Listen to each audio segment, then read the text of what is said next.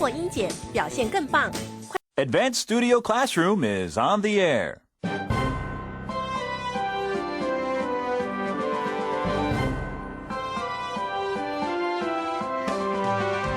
The most remote place on Earth is actually pretty noisy.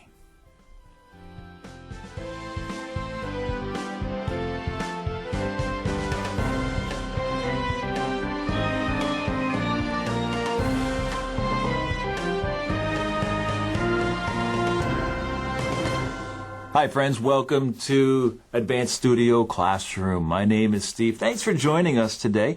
We are going to be talking about nature these next 2 days, and I'll be your host, talking about specifically going to the ocean and the deepest part of the ocean. So this will be an adventure for us.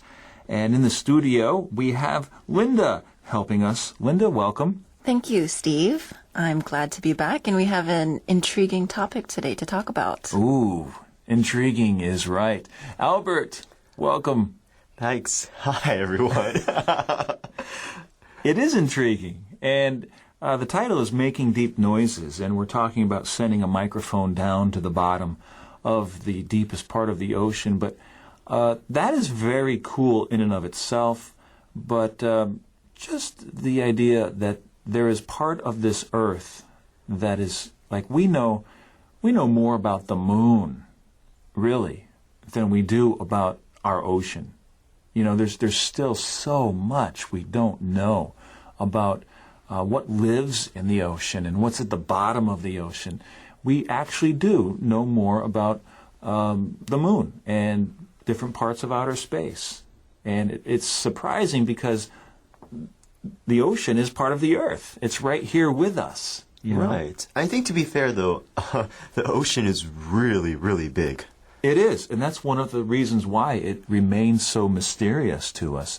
And it's hard to get to. You thought the moon was hard to get to. I mean, certainly that was an accomplishment, putting a man on the moon.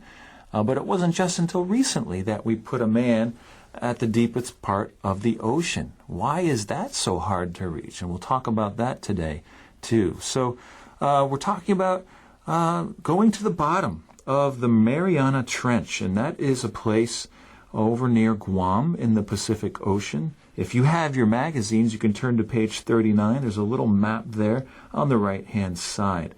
And that is the deepest part. It's 11,000 meters deep. That is amazing. You think of Mount Everest, the highest mountain in the world, being, I don't know, what is it, 8,000. Okay. And so we've got a lot of room to fit Mount Everest down there in the trench, and then have room to spare. Well, some scientists from Oregon have decided to take a little listen to what's going on down in the trench. Speaking of Oregon, I'm from California, and I've never been there. Did you know it's above California, which places it on the West Coast? Yeah? It has a 4 million population, and there's no sales tax. Thank you, Albert. That's all I know. I have been there. My brother lives in Oregon, so it's a beautiful state. Love going to visit him. And a lot of people there in Oregon are very concerned about nature. If you notice, if you've ever gone there, or if you ever go there, you'll notice people are very concerned about the environment. So there's this mentality that we want to understand more about the natural world around us. Oh, that makes so much more sense now, why it's scientists from Oregon that's, leading the charge on this. That's right. That's right. So, again, there is this mentality in Oregon about nature, and they really hold it in high esteem. Well, some Oregon scientists, they're hearing all sorts of sounds in one of the ocean's deepest spots. Let's get our advanced magazines out now and talk about this. We're on page 38. If you are able, please join us as we read along, Making Deep Noises.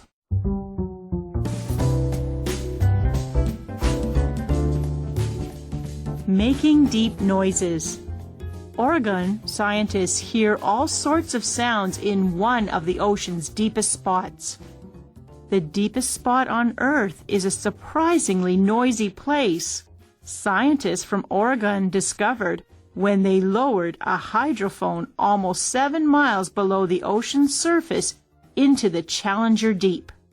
Left in place for several months, the device recorded the booming cries of whales, the rumble of ships passing overhead, and crescendos from earthquakes deep in the planet's crust.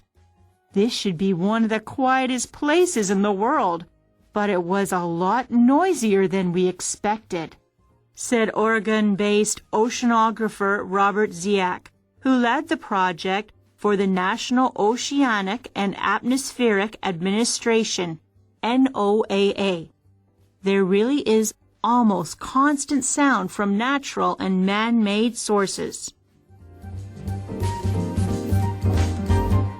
Okay, although this is a nature feature, we will run into quite a few scientific words. So get your thinking caps ready and let's begin talking about the deepest spot on Earth. It's surprisingly noisy. Not something people would have expected so far down deep into the ocean. If you ever go underwater, it's kind of a peaceful thing. Have you ever just sunk yourself in a pool or in a lake or something and just enjoy the silence? Linda, have you ever done that? I have. Yeah. Yeah? Because my hometown is Miami, so we have the ocean, the Atlantic Ocean right there. Mm-hmm. And so we, growing up, we went boating all the time. And so just being in the ocean and, I didn't go that far down, but just being in the water is just a very peaceful, relaxing feeling. It is. And one reason is because it's so quiet, right? Albert, what do you think? I was just going to say, sinking yourself in a pool of water, it's called drowning. I avoid that. No, I'm joking, but I don't like being in the water. I don't like being in the ocean. Okay. All right. Fair enough. Well, I think places are noisier than we realize, and we become accustomed to noise so much that we don't realize a place is noisy. And I relate it to light as well. I remember in a dark place at night around the city, a place that might look dark. I remember walking and stumbling because I couldn't see my feet in front of me. But my friend had a camera, and he took a picture and left the shutter open for a few seconds. And then when I saw the picture, I was amazed because the place I had just been, where I couldn't see anything, is just flooded with light. So there's a lot more going on around us in our life than often we have the ability to sense or perceive. Steve, I thought you were going another way with that. I thought you were going to say that in the darkness, because it's so dark, that when there is light, even a small bit of light, it's much clearer to see. If it was during the daytime, you wouldn't be able to see that small light, but because of the darkness. So I thought you were going to equate it to the ocean, the quietness of the ocean, that if there is sound, it's going to be more easily detected. That's another great way to look at it, Linda. Yeah, thanks. These Oregon scientists, they lowered a hydrophone into the water. Let's talk about hydrophone for a moment. Hydrophone could be another word for a microphone, except the micro prefix is taken away and it's been replaced by the prefix hydro, which is Greek, meaning water, right? And phone, of course, means voice or sound. So it's a microphone for the water.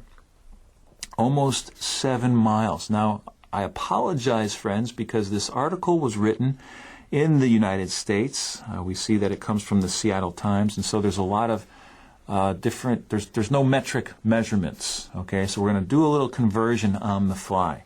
So when we're talking about 7 miles, that's about 11 kilometers, okay, below the ocean surface. And that's really, really deep. Now, to have a microphone go that deep, one of the challenges, Linda, and this is one reason why this story, I think, is so cool, is because nothing really can survive at such a depth. Or if it does, it has to be very, very special and specially made. And so for a microphone to go that deep, it needs to be very, very strong and sturdy. There's a picture of a microphone there on page 39, and I'm not sure if that's the exact one that they sent down, but at those depths, you just can't imagine the pressure on on everything, and it would just be crushed because of the weight of the water.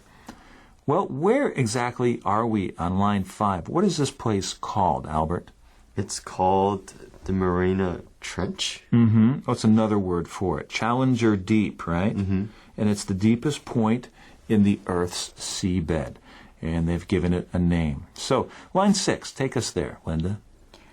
Well, this hydrophone was left in the Challenger Deep, the deepest point in the ocean, for several months, and the device recorded all the sounds around booming cries of whales, the rumble of ships passing by, and crescendos from earthquakes deep in the planet's crust. Okay. And we see that word crescendo, and crescendo is a gradual increase in sound or loudness. And we use it a lot when we're talking about music.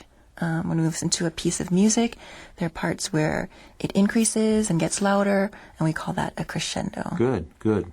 I also like the language of the author saying the booming cries of whales. When I think of a boom, I think of thunder booming in the distance. Boom. And these whales, if you've ever... You can actually go online and listen to real whales communicating. They're like... I'm a very good whale imitator, and I have a great whale joke. I know. Ask me about it later. That's the only thing I'm thinking about. I so want to tell that joke. But there's also the rumble of ships, and again, a rumble is another word we often use when we're talking about thunder in the distance, rumbling. And so there's these noises, these big noises going on all the while underwater. Right, which is surprising because we think that this is the quietest place since it's the deepest part of the Earth. And just to clarify, the Challenger Deep is a point. It's within the Mariana Trench. Oh, good point. So the Mariana Trench is an area, the deepest part of the Earth's seabed, and then the Challenger Deep is a point in that. Great. Thank you for that clarification. On line 10, we find this should be one of the quietest places, as you just mentioned, Linda, in the world, but it's a lot noisier than the scientists expected. Okay, and one of the labels we can have for these kinds of scientists are oceanographers. Let's talk about this word. We take it apart, just like we did hydrophone. Let's take apart this word. We see ocean, and we all know what ocean means, water in the sea. And grapher is a word from the Greek graph, meaning to write or to describe. So it's someone who writes about or describes the ocean. And sometimes oceanographers will create maps of the ocean floor. And so that's what an oceanographer does. And he's with the National Oceanic and Atmospheric Administration. And what does he say there on line 14, starting there, Albert? He says there really is almost constant sound from nature in man-made sources. Okay, so the natural sounds, again, are whales and earthquakes, and we'll find out later, even typhoons, something happening above the surface of the ocean. These microphones are picking this up. And what are the man-made sources of the sound, Linda? Those would be ships, or boats passing by. Right, ships mostly. Okay, so we'll stop here and let's go to our next reading, Going Deep, on line 21.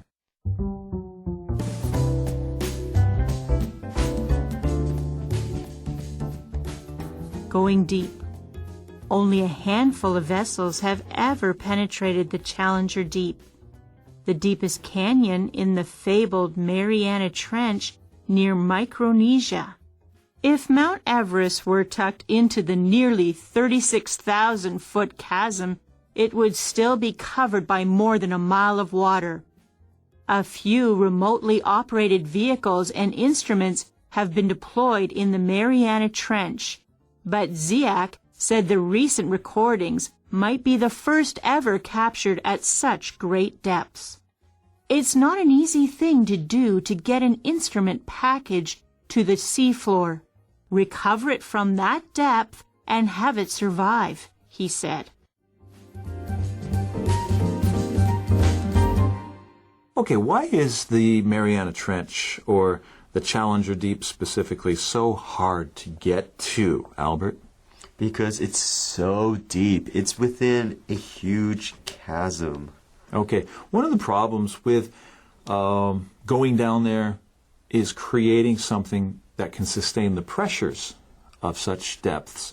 Another thing is, if you're going to have a person go down there, that creates even more complications, right? It's like we can send stuff into outer space very easily, but when we send stuff, if we want to include a human in that, it just complicates things tremendously. And the same is true when we send humans down into the depths. Right. So I really wanted to understand why it was so difficult. And, I was looking around, researching, and there was this really nice analogy, or the way they put it was every 10 meters adds an additional depth of one more atmosphere. Mm-hmm. So 100 meters adds about 150 psi. And every kilometer adds 1,500 psi, which is like the weight of a small car per square inch. Can you imagine? Yeah. A small car per inch of every surface on your body. Yeah. That's a lot of pressure. Yeah. And of course, at that depth, you would just die. It'll crush you. It'll crush you. And anything you put. Yep. Yeah. That's one of the big problems. And trying to create something that will withstand those pressures. It's the deepest canyon in the fabled Mariana Trench near Micronesia. And there again, on page 39, there's a small map of where exactly that is in the Pacific Ocean. And canyon is another word for trench, and we use those interchangeably sometimes. What I find fascinating is that if Mount Everest were tucked into the chasm or the trench or the canyon, it would still be covered by more than a mile of water. So often we think, oh, Mount Everest, that's the hardest place to get to, isn't it? Mm-hmm.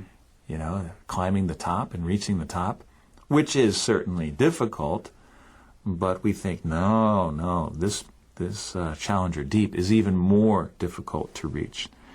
36,000 feet, we'll translate that into about 11 kilometers. Linda, what does the word chasm mean? A chasm is a very deep opening in rock, ice, or the ground. So it's, you can use the word canyon or trench, like you mentioned. Okay. How about going into the next paragraph, Albert? So there are only a few remotely operated vehicles that have been deployed in this trench. They use remotely operated vehicles because it's easier to make, it's safer than putting a person inside. And you see this word deploy, it's the Latin word of deploy means to unfold. So whenever I hear the word deploy, I usually associate it with troops. Military soldiers being unfolded, unraveled, and put into order. Mm-hmm. And here it's deploys to use something and to use it effectively, to put it into use. Okay. Let's go back to this thing about putting a human inside or not. And again, I'm thinking in terms of outer space, because we have the technology today to do so many scientific experiments remotely. We don't really need humans in space. There are times in certain experiments, yes, it would be interesting to see the effects of, say, a human being in outer space for a year. What does that do to the body? Mm-hmm. Yes, there are certain things, but by and large, we don't need humans to take pictures and get samples and things like that. And that's the true same with going to the bottom of the ocean. Yet, there is something in humans, in humanity, that says we have to send a human down there. There's like this urge to explore, right? And like we want to, though we don't really need to. We feel like this urge to put a human down there.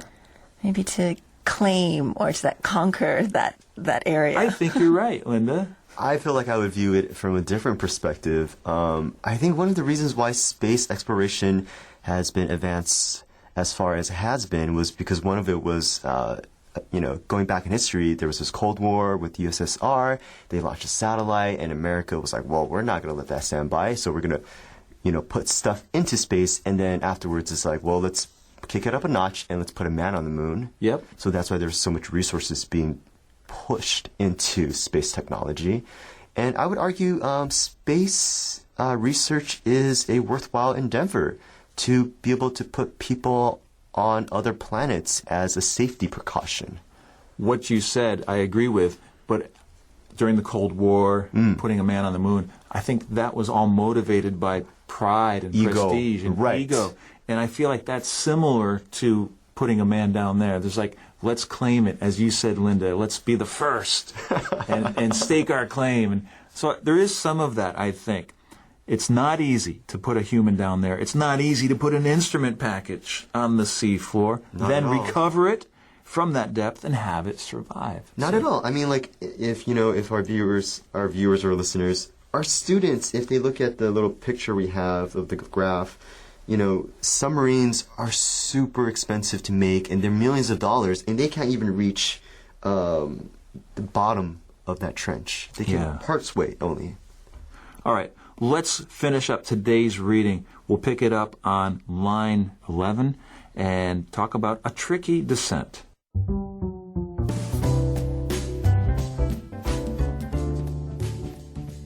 A tricky descent. To avoid rapid pressure change, the device was lowered to the seafloor over a 6-hour period.